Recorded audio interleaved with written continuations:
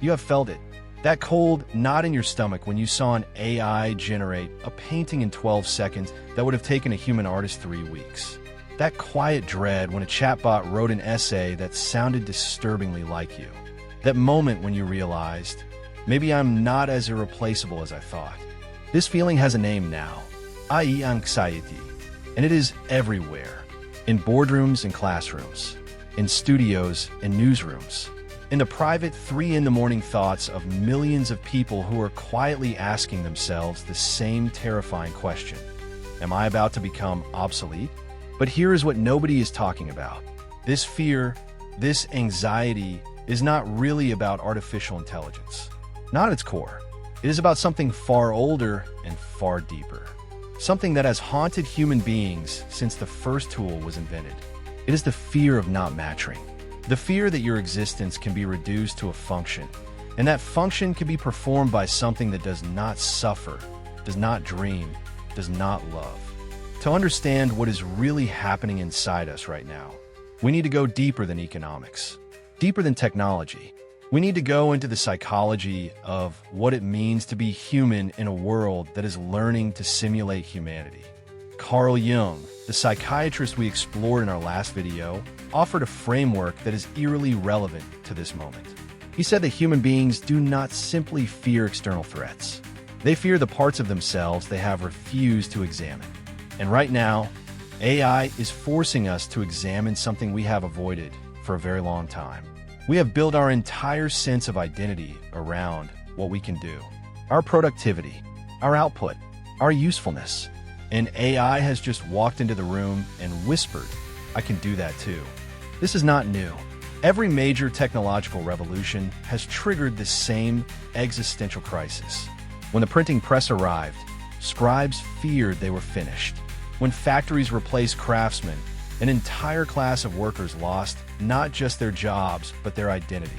When cameras were invented, painters declared that art was dead. When calculators appeared, mathematicians worried they had been made redundant. The pattern is always the same. A new tool arrives, Woman's Panik, and then, slowly, painfully, they redefine what it means to be human. But this time feels different, and it is different because previous technologies replaced our muscles, our manual labor, our repetitive tasks. AI is replacing something we thought was sacred, our minds, our creativity, our words, the very things we believed made us special. And this is where Jung's concept of the shadow becomes essential. Remember, the shadow is everything about yourself that you have refused to acknowledge.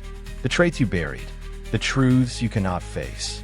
For decades, modern culture has pushed a dangerous equation.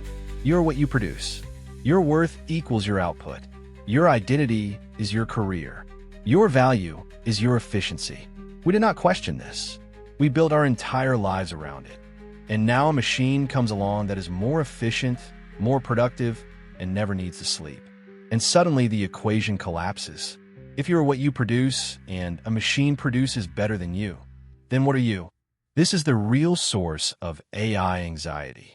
Not job loss, not economic disruption. Those are real concerns, but they are surface symptoms.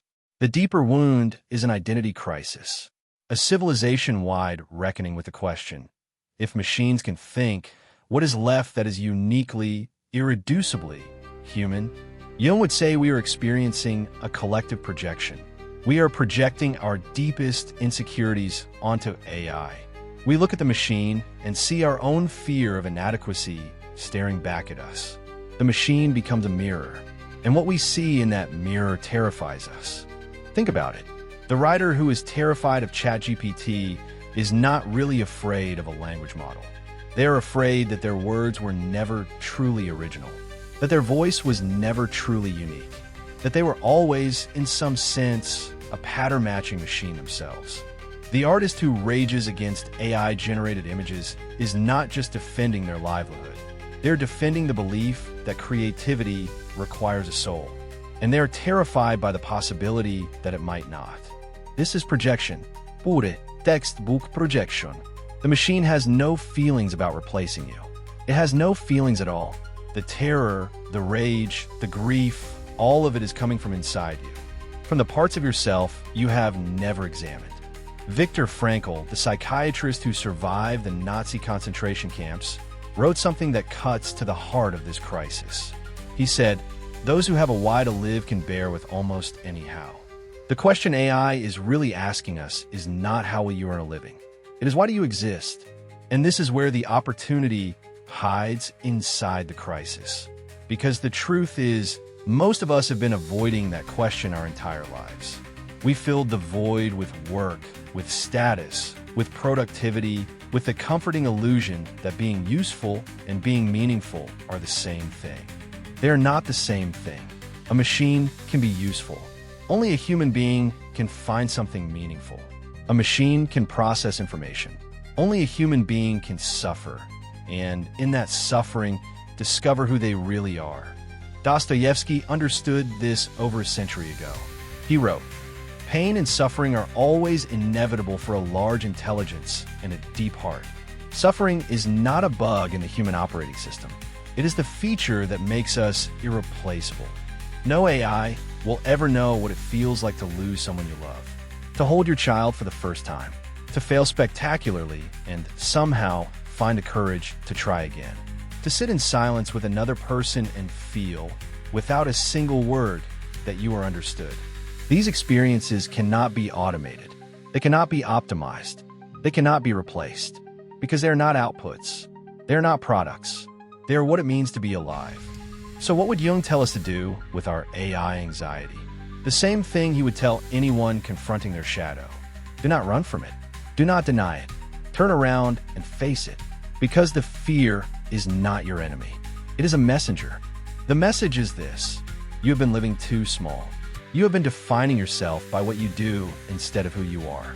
You have been measuring your worth in units of productivity.